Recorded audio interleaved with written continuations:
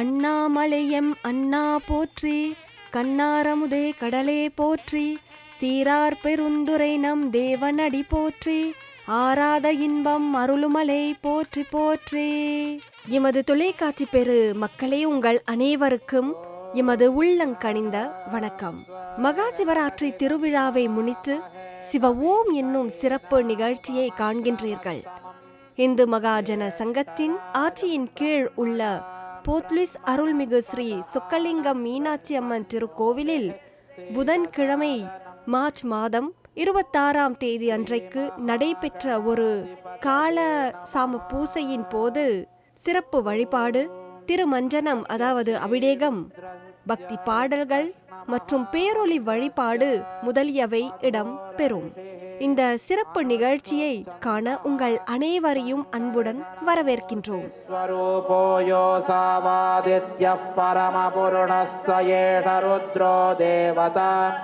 நம சிவாயேதி பீஜம் சிவதராயேதி சக்தி மகாதேவாயேதி கீலகம்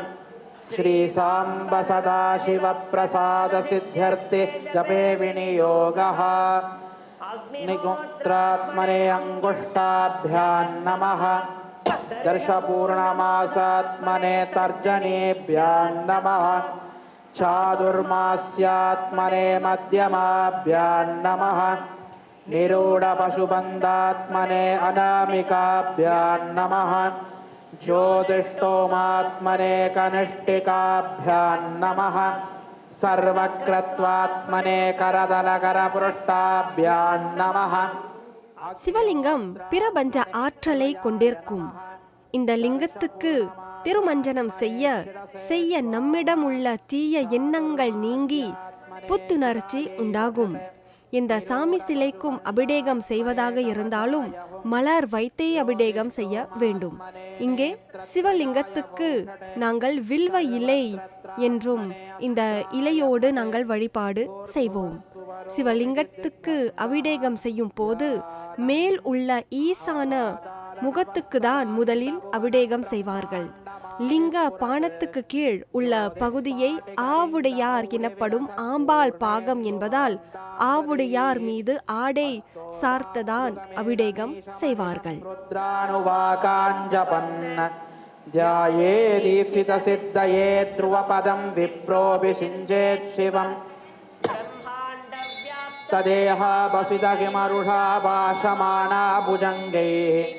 खण्टे काला कपर्धा कडित शशिकला छण्डगोदण्डहस्ताः त्रयक्षा रुद्राक्षमाला प्रणतभयहरा शाम्भवा मूर्तिभेदाः रुद्रा श्रीरुद्रसूक्तः प्रकटित विभवानः प्रयच्छन्तु सौख्यम् मे प्रियञ्च मे नुकामश्च मे कामश्च मे सौमनसश्च मे भद्रञ्च मे श्रेयश्च मे वश्यश्च मे यशश्च मे भगश्च मे द्रविणञ्च मे यन्दा च मे धर्ता च मे क्षेमश्च मे धृतिश्च मे विश्वं च मे महश्च मे संवेच्च मे यात्रञ्च मे सूश्च मे प्रसूश्च मे क्षीरं च मे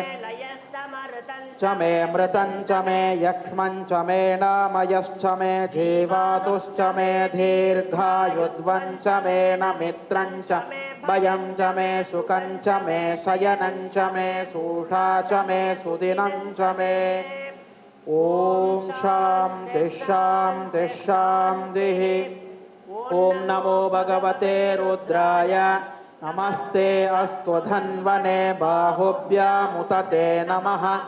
यात इषुः शिवतमा शिवं बभूवते धनुः शिवा शरव्यायातवतया नो रुद्रमृडय याते रुद्रशिवा तनोरघोरा पापकाशिनी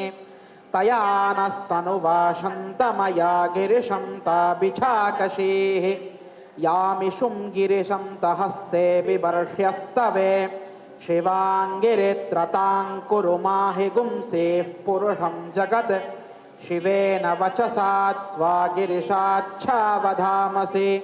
यथा नः सर्वमिज्जगदयक्ष्मगं सुमना असत् अध्यवोचदति वक्ता प्रथमो देव्यो भिषक् अहिङ्गुश्च सर्वाञ्जम्बयं सर्वाश्च यातु धान्यात् उतैनं विश्वाभूतानि सदृष्टो मृडयाति नः नमो अस्तु नीलग्रीवाय सहस्राक्षाय मीरुषे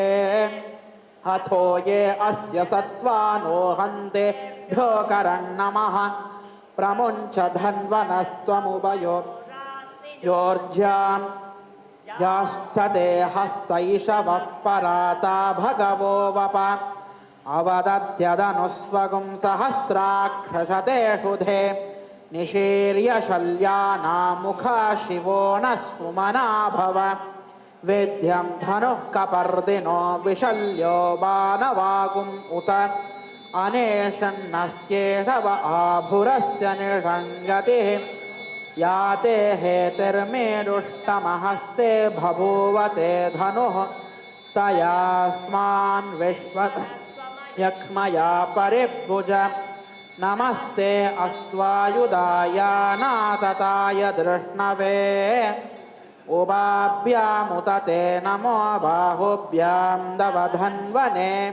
परिते धन्वनो हेतिरस्मान् वृणक्तु विश्वतः आदो य इषदिस्तवारे अस्मन्निदेहितम् नमस्ते अस्तु भगवन् विश्वेश्वराय महादेवाय त्र्यम्बकाय त्रिपुरान्तकाय त्रिकाग्निकालाय कालाग्निरुद्राय नीलकण्ठाय मृत्युञ्जयाय सर्वेश्वराय सदाशिवाय श्रीमन्महादेवाय नमः नमो हिरण्यबाहवे सेनान्ये दिशाञ्जपतये नमो नमो वृक्षेभ्यो हरिकेशेभ्यः पशूनां पतये नमो नमो सस्पिञ्जराय पतीनां पतये नमो नमो बब्लुषाय दिव्यादिनेन्नानां पतये नमो नमो हरिकेशायोपवीतिने पुष्टानां पतये नमो नमो भवस्य हेत्ये जगतां पतये नमो नमो रुद्राय दधाविन् क्षेत्राणां पतये नमो नमः सूताय हन्त्याय वनानां पतये नमो नमो रोहिताय स्तपतये वृक्षाणां नमो नमो मन्त्रिणे वाणिजाय कक्षाणां पतये नमो नमो भुवन्तये वारिवस्कृताय औषधीनां पतये नमो नम उच्चैर्घोषाय कृन्तयते पत्तीनां पतये नमो नमः कृत्स्नवीताय धावत् सत्त्वनां पतये नमः नमः सहमानाय निव्यादिन आव्यादिनीनां पतये नमो नमः ककुभाय निषङ्गिणे सेनानां पतये नमो नमो निषङ्गिन इषुधिमते तस्कराणां पतये वञ्चते परिवञ्चते स्तायूणां पतये नमो नमो निचेरवे परिचयारण्यानां पतये नमो नमः श्रृगावेभ्यो जिगागं सद्भ्यो मुष्णदां पतये नमो नमो सिमद्भ्यो नक्तञ्चरभ्यः प्रकृन्तानां पतये नमो नम उष्णेशि गिरिचराय कुलुञ्चानां पतये नमो नम इषुमद्भ्यो दन्वावेभ्यश्च नमो नम आदन्वानेभ्यः प्रतिदधानेभ्यश्च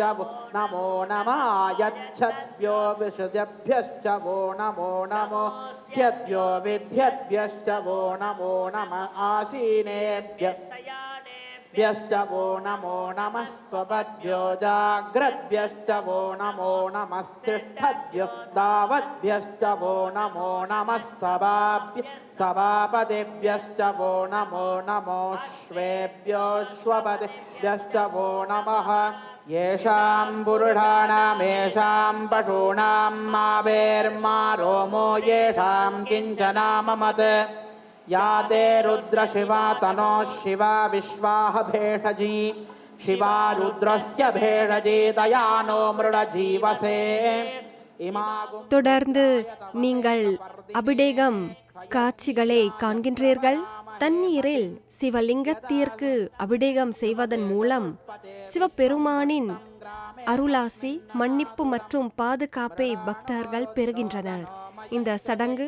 சமநிலை, நல்லிணக்கம் மற்றும் ஆன்மீக வளர்ச்சியை கொண்டு வரும் என்றும் நம்பப்படுகிறது. मानो महान्तमुतमानो अर्भकं मान उक्षन्तमुतमान उक्षितं मानो वधीः पितरं मोदमातरं प्रियामाणस्तनुवो रुद्ररीरिषः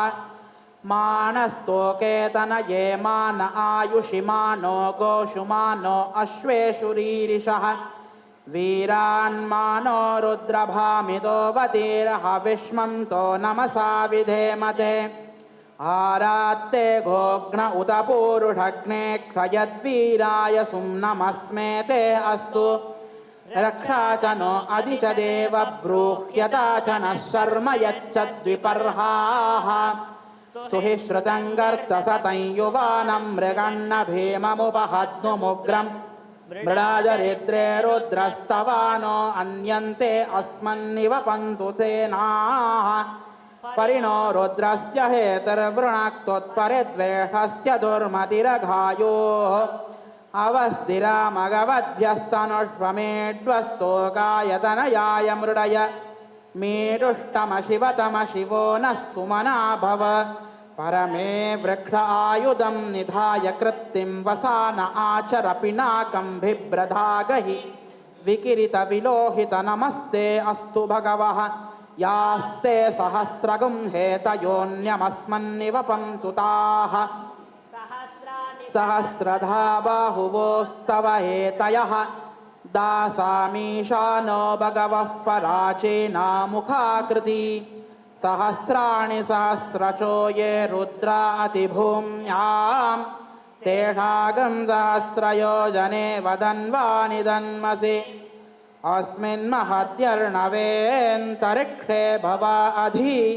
नीलग्रीवाश्चितिकण्ठाः सर्वा अधः क्षमाचरा नीलग्रीवाश्चितिकण्ठादिवगुं रुद्रा उपश्रुताः ये वृक्षेषु सस्पिञ्जरा नीलग्रीवा विलोहिताः ये भूतानामधिपतयो विशिखासः कपर्दिनः ये अन्येषु विविद्यन्ति पात्रेषु पिपतो जनान् ये पतां पतिरक्षय ऐलव्रताय व्युतः ये तीर्थानि प्रचरन्ति श्रिकावन्तो निषङ्गिणः य एतावन्तश्च भूयागुंसश्च दिशो रुद्राविदस्तिरे तेषागं सहस्रयोजने वदन्वानिदन्मसि नमो रुद्रेभ्यो ये पृथिव्यां येऽन्तरिक्षे ये दिवि येषामन्नं वादो वर्षमिषवस्तेभ्यो दश प्राचेर्दश दक्षिणा दश प्रदेशे दशोदेशेर्दशोर्ध्वास्तेभ्यो नमस्ते नो मृडयं तु तेऽयं द्विष्मो यश्च नो पितं जम्बे दधामि त्र्यम्बकं यजामहे सुगन्धिं पुष्टिवर्धनम् उर्वारुकमिव बन्धनान् मृत्योर्मुक्षीयमामृतात् यो रुद्रो अग्नो यो अप्सु य ओषधीषु यो रुद्रो विश्वा भुवना विवेश तस्मै रुद्राय नमोऽस्तु विष्णो सजोषसे मा वरदन्तु भाङ्गिरः द्युम्नेर्वाजेभिरागतं वाजश्च मे प्रसवश्च मे प्रयतिश्च मे प्रसितिश्च मे धीतिश्च मे क्रतुश्च मे स्वरश्च मे श्लोकश्च मे श्रावश्च मे श्रुतिश्च मे ज्योतिश्च मे सुवश्च मे प्राणश्च मे पानश्च मे व्यानश्च मे सुश्च मे चित्तञ्च म आदितञ्च मे वाक्च मे मनश्च मे चक्षुश्च मे तक्षश्च मे बलञ्च म ओजश्च मे सहश्च म आयुश्च मे जरा च म आत्मा च मे धनुश्च मे वर्म च मेऽङ्गानि च मे स्थानि च मे परोगृङ्क्षि च मे शरीराणि च मे ज्येष्ठ्यञ्च म आधिपत्यञ्च मे मन्युश्च मे भामश्च मे मश्च मे भश्च मे हिमा च मे महिमा च मे वरिमा च मे प्रतिमा च मे वर्ष्मा च मे द्रागुया च मे वृद्धं च मे वृद्धिश्च मे सत्यं च मे श्रद्धा च मे जगश्च मे वशश्च मे द्विषश्च मे क्रीडा च मे मोदश्च मे जातं च मे जनिष्यमानं च सूक्तं च मे सुकृतं च मे वित्तं च मे वेद्यं च मे भूतं च मे भविष्यच्च मे सुखं च मे सुपतं च मरुद्धं च मरुद्धिश्च मे क्लिप्तं च मे क्लिप्तिश्च मे तिश्च मे सुमतिश्च मे शञ्च मे मयश्च मे प्रियञ्च मेऽनुकामश्च मे कामश्च मे सौमनसश्च मे भद्रञ्च मे श्रेयश्च मे वश्यश्च मे यशश्च मे भगश्च मे द्रविणं च मे यन्धा च मे दर्ता च मे क्षेमश्च मे धृतिश्च मे विश्वं च मे महश्च मे संविच्च मे ज्ञात्रं च मे सूश्च मे प्रसूश्च मे क्षीरं च मे लयश्च मृतं च मे मृतं च मे नामयश्च मे जीवातुश्च मे दीर्घायुध्वं च मे नमित्रं च मे भयं च मे सुखं च मे शयनं च सूषा च मे सुदिनं च मे गङ्गातरङ्गरमणीयजटाकला நம்முடைய இன்றைய மகா சிவராத்திரி திருவிழாவினை முன்னிட்டு சிறப்பு வழிபாட்டில் கலந்து கொள்கின்றவர்கள் பலர் இருக்கின்றார்கள். பக்தர்கள் பலர் வருகை தந்திருக்கின்றார்கள். அவர்களுள் தம்பி மயிலன் சின்னானன் அவர்கள் சிவபெருமானை போற்றும் ஒரு பக்தி பாடலை பாடி இருக்கின்றார். वाचाङ्गरमणेकगुणस्वरूपं वागीश विष्णुसुरसेवितपादपीतं वामेन विग्रहवरेण कलत्रवन्त्रं वाराणसीपुरपतिं भज विश्वनाथम् भूतादिपं भुजगभूषणभूषिताङ्गं व्याघ्रजीन अम्बरधरं जटिलं त्रिनेत्रं पाशाङ्कुशभयवरप्रदशूलपाणिं वाराणसीपुरपतिं भज विश्वनाथो शीतां सुशोभितकृत विराजजामं भालेक्षण अणलविशोषितपञ्चबाणं नागादीप अर्चितभासुरकार्णपूरं वाराणसीपुरपतिं भज विश्वनाथो पञ्चाचनं दुरितमत्तमजाङ्गजानौ नागान्तकं धनुजपुन्नगपन्नगानं दावानलमरणशोकजारवत्तिनां वाराणसीपुरपतिं भज विश्वनाथो तेजोमयं सगुणनिर्गुण अद्वितीयाम् आनन्दकन्तम् अपरजिताम् अपरेयां नागात्मकं सकलनिष्कलम् आत्मरूपां वाराणसीपुरपतिं भज विश्वनाथम् रागादिदोषहरितं स्वचनारुगां वैराग्यशान्तिनिलयगिरिजासहायां माधुर्यधैर्यसुगां खल अधिनामां वाराणसीपुरपतिं भज विश्वनाथम् आशां विहय परित्यपासनिधानां पापेरतिं च सुनिवार्य मनस्समाधो आधार्य कमलामरागपरेशां वाराणसीपुरपतिं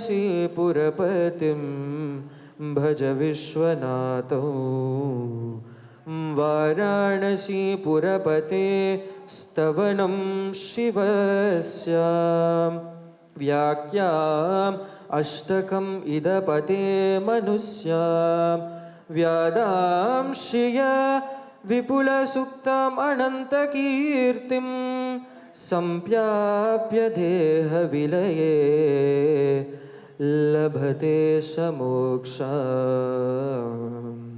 தென்னாடுடைய சிவனே போற்றி என்னாதவர்க்கும் இறைவா போற்றி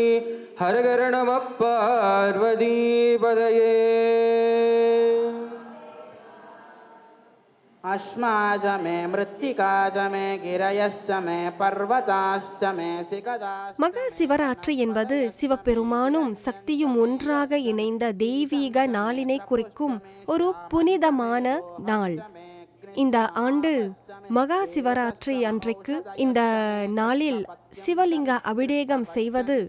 மனம், உடல் மற்றும் ஆன்மாவை தூய்மைப்படுத்தும் என்று நம்பப்படுகிறது. वित्तं च मे वित्तिश्च मे भूतं च मे भूतिश्च मे वसतिश्च मे कर्म च मे शक्तिश्च मे र्तश्च मयेमश्च म इतिश्च मे गतिश्च मे आग्नेश्च म इन्द्रश्च मे सोमश्च म इन्द्रश्च मे सविधा च म इन्द्रश्च मे सरस्वती च म इन्द्रश्च मे पूषा च म इन्द्रश्च मे बृहस्पतिश्च म इन्द्रश्च मे मित्रश्च म इन्द्रश्च मे वरुणश्च म इन्द्रश्च मे त्वष्टा च म इन्द्रश्च मे धाता च म इन्द्रश्च मे विष्णुश्च म इन्द्रश्च मे श्विनौ च म इन्द्रश्च मे त्रञ्च मे हविर्दानञ्च मे गृहाश्च मे शतश्च मे पुरोडाशाश्च मे पशताश्च मे वभृतश्च मे सगाकारश्च मे अग्निश्च मे घर्मश्च मे अर्कश्च मे सूर्यश्च मे प्राणश्च मे श्वमेधश्च मे पृथिवी च मे दितिश्च मे दितिश्च मे द्यौश्च मे शक्वरीरङ्गुलयो दिशश्च मे यज्ञेन कल्पन्तां वृक्ष मे साम च मे जुमश्च मे यजुश्च मे दीक्षा च मे तपश्च मे ऋतश्च मे च मे होरात्रयो वृष्ट्या बृहत्रदन्तरे च मे यज्ञेन कल्पेताम् गर्भाश्च मे वत्साश्च मे द्रविश्च मे द्रवी च मे दिट्यवाच्च मे दित्यौही च मे पञ्चावी च मे तित्यश्च मे त्रिवत्सा च मे तुर्यवाच्च मे तुर्योही च मे पट्टवाच्च मे पट्टौही च मे पुष्टा च मे ऋभश्च मे हेमश्च मे नट्वाञ्च मे धेनुश्च म आयुर्यज्ञेन कल्पतां प्राणो यज्ञेन कल्पतामपानो यज्ञेन कल्पतां व्यानो यज्ञेन कल्पतां चक्षुर्यज्ञेन कल्पतागश्रोत्रं यज्ञेन कल्पताम् यज्ञेन कल्पतामात्मा यज्ञेन कल्पतां यज्ञो यज्ञेन कल्पताम्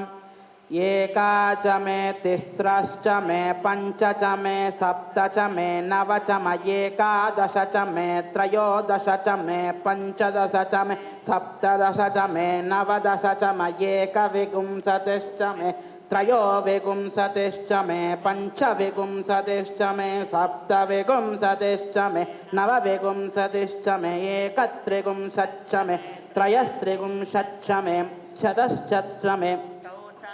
द्वादश च मे षोडश च मे विंशतिश्च मे चतुर्विंशतिश्च मे अष्टाविंशतिश्च मे द्वात्रिंशच्च मे चत्रिंशच्च मे चत्वारिंशच्च मे चतुश्चत्वारिंशच्च अष्टाचत्वारिंशच्च मे वाजश्च प्रसवश्च बीजश्च क्रतुश्च सुवश्च च व्यष्णियश्चान्त्यायनश्चान्त्यश्च भौवनश्च भुवनश्चाधिपतिश्च इडादेवहुर्मनुर्यज्ञनिर्बृहस्पतिरुग्धा मदानि सकं विश्वे सूक्तवासः पृथिवीमातर्मामाहि गुंसेः मधुमनिष्ये मधुजनिष्ये मधुवक्ष्यामि मधुवदिष्यामि मधुमति देवेभ्यो वाचमुद्यासकं शुश्रूषेण्या शेभ्यस्तं मा देवा अवन्तु शोभायै पितरोऽनुमतन्तु ॐ शान्तिः शान्तिः शान्तिः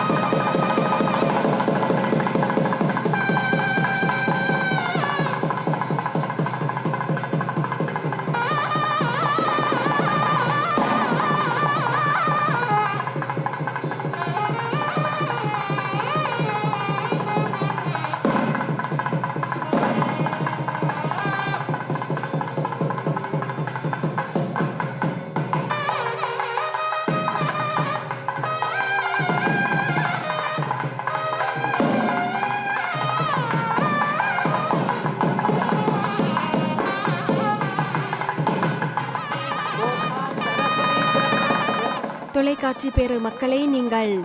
சிவஓம் என்னும் சிறப்பு நிகழ்ச்சியை காண்கின்றீர்கள். பக்தி பாடல்களை கேட்டீர்கள். இனி வருவது பேரொளி வழிபாடு. எந்த ஒரு பூசையின் போது இந்த பேரொளி வழிபாடு எங்களுக்கு எல்லாருக்கும் மிகவும் முக்கியமானது. இந்த திரு கோவிலில் வீற்றிருக்கும் சிவலிங்கம் வில்வ இலைகளால் அழகாக அலங்காரம் செய்யப்பட்டுள்ளது. மற்றும் இந்த காட்சி மிகவும் அருமையாக, மிகவும் அற்புதமாக இருக்கிறது இல்லையா? பக்தர்கள் மெய் மறந்து இந்த மகா சிவராத்திரி பூசையில் கலந்து கொள்கின்றார்கள்.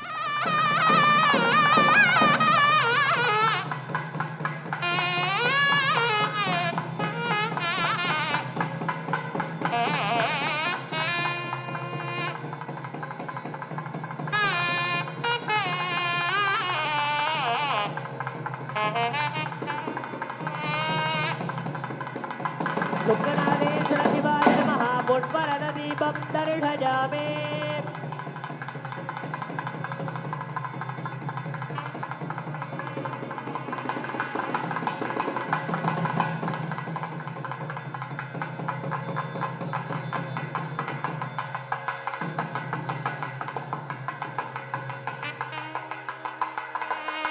नागदीपे ओभां नागराजाय नमः नमो अस्तु सर्वेभ्यो ये केन पृथिवी मनो ये अंतरिक्षे ये दिविनेभ्यः सर्वेभ्यो नमः ये दोरोचने दिवो ने वा सूर्यस्य रश्मिषु ये वा वटेडुसेरते तेभ्यः सर्वेभ्यो नमः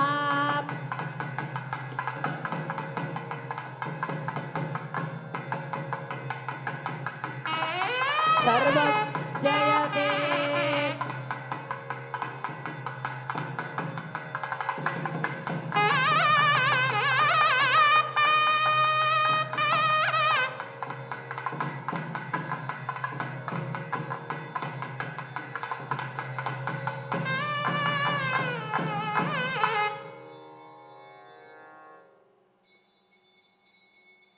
वृषभदीपे ओम्हा वृषभेश्वराय नमः यस्तु शृङ्गस्तु वृषभः कल्याणोत्रो न आहिदः गारुषीवलप्रदानेन वृषभेन यजमानाः अक्रूरेणैव सर्पिषाः मृगश्च सर्वायुक्रेण पृतनाश्च दयामसि यस्याय वृषभो हविः तन्महेशाय विद्महे वाग्विशुद्धाय धीमहि तन्नः शिवः प्रचोदयात्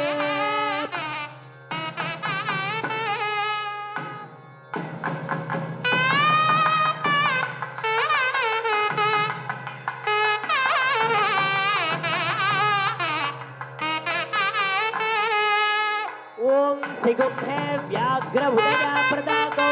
शिशिरग्नौ ब्राह्मणे सूर्येण इंद्रय्या देवी सुभगा गजानन सानागन्धर्चसानं विदानाः तन्महेशाय विद्महे तन्नः शिव प्रचोदयात् सिंहदीपं दर्शयामि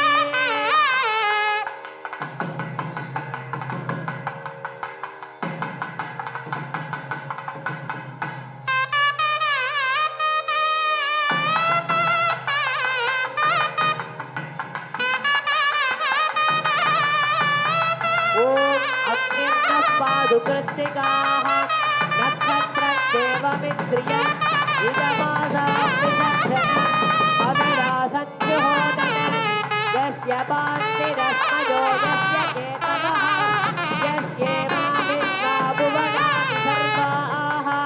सकृत्तिकाभिरपि सम्वसानः अग्निर्नो देवः सुविते ददातु सुखनादेश्वर शिवाय नमः नक्षत्रदीपं दर्शयामि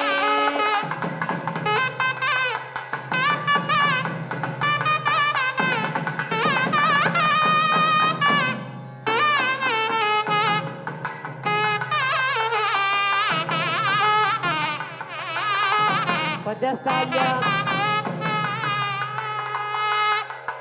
ओम ओम ईशानमूर्ताय नमः ओम हे दत्तृहवक्त्राय नमः ओम हे मघोरहृदयाय नमः ओम हे कामदेवगुप्याय नमः ओम हम सत्योजातमूर्तये नमः पूर्णगणे ओम हम सुखनादेश्वर शिवाय नमः आवाह्य मुद्रादिकं प्रदस्य अर्घ्यं दत्त्वा धूपदीपादिकं फलदाम्बूलं निवेद्य कुशद्रव्यसमायुक्तं सुगन्धं सुमनोहरम् आग्रेय सर्वदेवानां धूपोऽयं प्रतिगृह्यतां धूपमाग्रापयामि साज्यं त्रिवर्णसंयुक्तं पत्निना योजितं मया गृहाणमङ्गलं दीपं त्रैलोक्यनिमिरापहं प्रत्यक्षदीपं दर्शयामि धूपवस्वः काश्मीरफलं निवेदयामि तन्महेशाय विद्महे वाग्विशुद्धाय धीमहि तन्नः शिवः प्रचोदयात्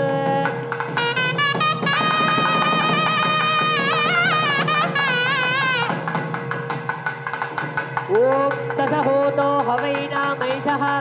तन्वायेतं दशहोतगुप्तं दशहोतेत्याचक्षते परोक्षेण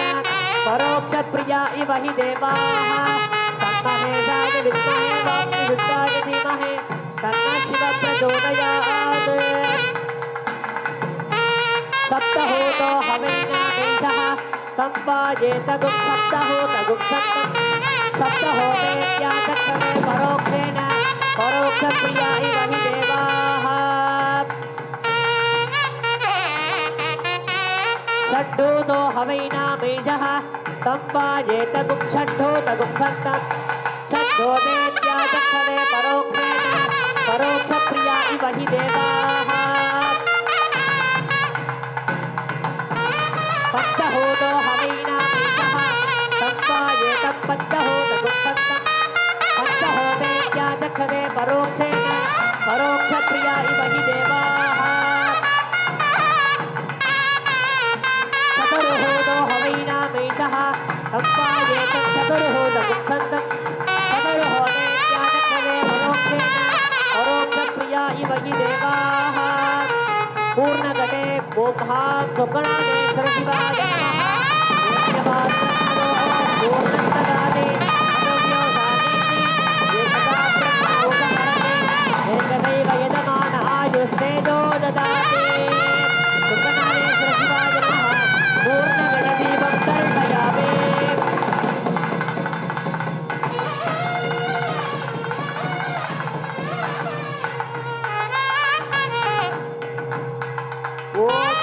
सूर्यो भागनचन्द्रतारकस्तेना विद्युतो वाञ्छितो नमग्निः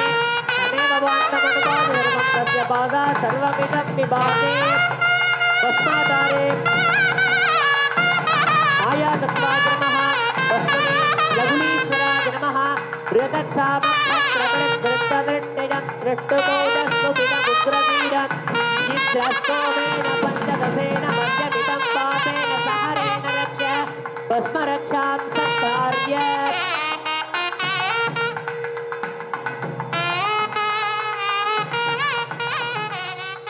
यो राजा सन्राज्य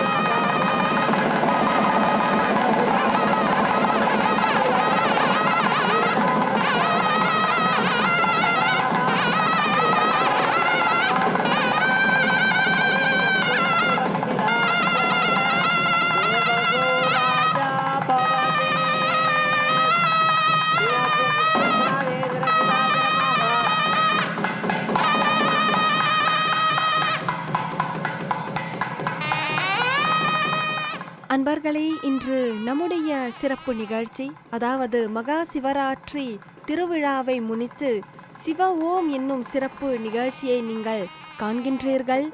இந்த நிகழ்ச்சி பேரொளி வழிபாட்டோடு நிறைவு பெறவுள்ளது. நீங்கள் அனைவரும் சிவபெருமானுடைய அருளாசி பெறுவீர்கள் என்று நம்புகின்றோம். அடுத்த